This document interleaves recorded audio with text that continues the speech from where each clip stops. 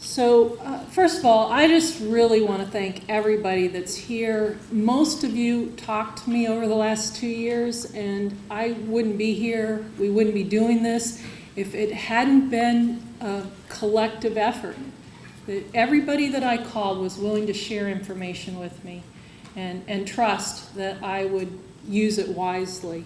And so I'm appreciative, and Skip has already thanked so many different people. I just wanted to say that what we're really talking about are these types of stormwater management features.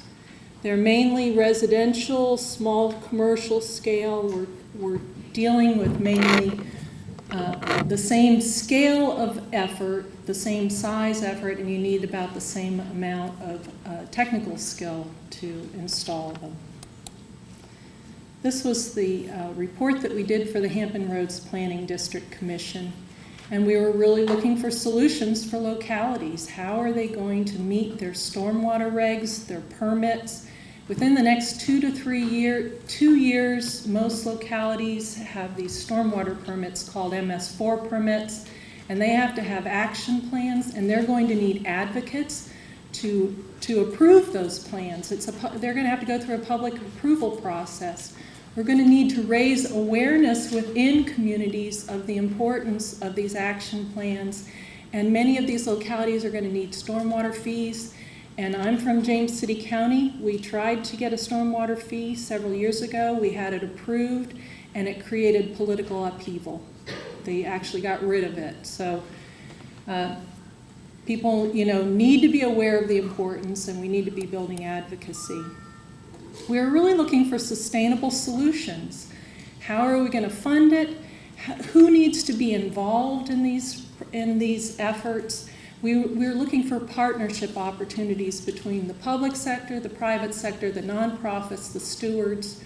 We were looking at the best practices, particularly for the coastal plain. We're limited in the coastal plain. In urban suburban localities, you have limited options because the water table's high or you have other conditions that you need to deal with. We suggested that partnerships is really a cost-effective way to do this because you spread out the tasks. Local government cannot do it all themselves. They might be able to do a lot on the public property, but there's a huge amount of private property that needs to be addressed in order for them to meet their regs. So we look for opportunities and gaps and barriers.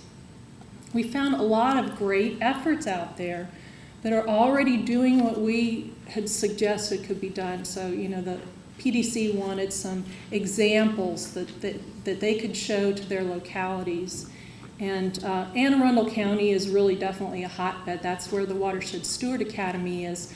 But that's a partnership not just between the academy, which is a community-based social marketing and stewardship type program, but the county was really behind that and part of developing that program.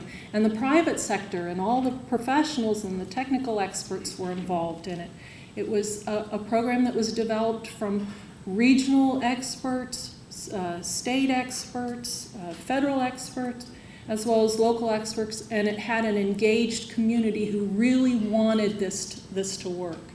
And so those are all features of a locality that have to be in place in order for any model to work.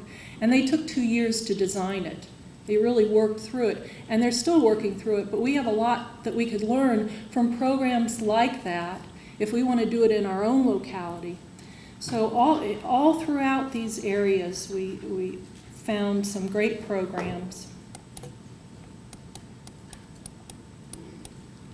These are just examples of the different types of incentive programs that we found.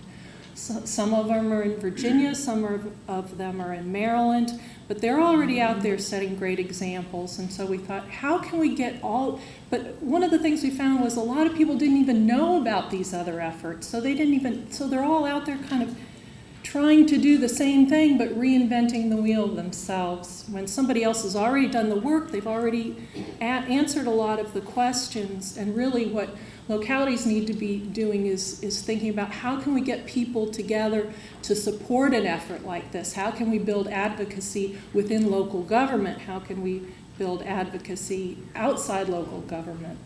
And one of the things we've gotten involved in as a result of all this is the Chesapeake Riverwise Communities program, which Nisa will talk about.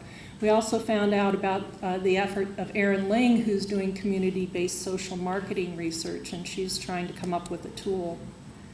So we came up with a model, and the Riverwise Communities program is working on the site-specific details of how are we going to track and verify the best management practices, the actions on private property to reduce the risk and uncertainties for local government. And then they're working on consistent training and also training for the private sector. And there are other organizations working on that too. And they're also thinking about marketing and incentives. One of the things we needed to do is look at who needs to be included in this effort. We went to all these different meetings, and we saw different people at each meeting, and we saw connections. And so what we did was we said, if the other one's the problem, that's what everybody's really trying to work on, then this is the solution, and it's really landscaping. And we found that the landscaping community in general was not aware, prepared, ready. So we've been making efforts to take care of that. We also found out that there's all these other people that are really interested in making a property go from that barren look to this landscaped look. The stormwater management people are primarily interested in the red box area, but there are a lot of other people that are interested in the other side of the rest of the property. And these are just different kinds of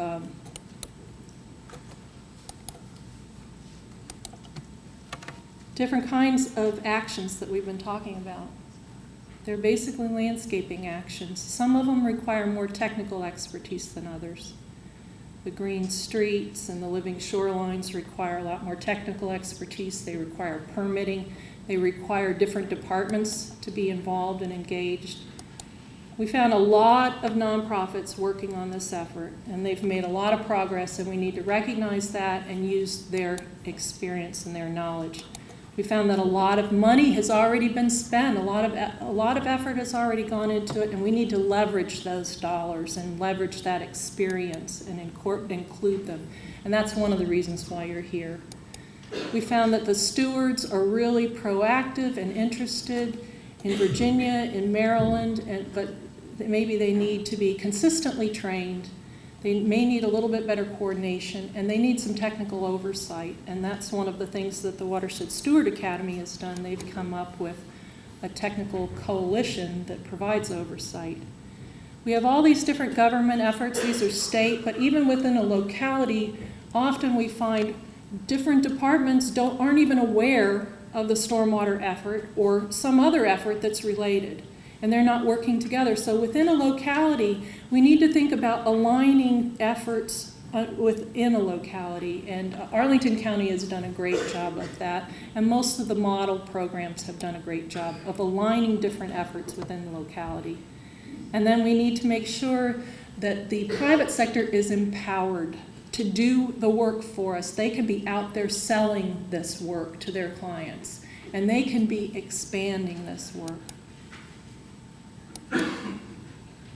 So basically, we found out there's a lot of great programs, many motivated people, but we're all competing for funding and priority within local government, without local government, nonprofits. We're unaware of each other's efforts, often reinventing the wheel. Sometimes we have different priorities and therefore different procedures, different ways of measuring success.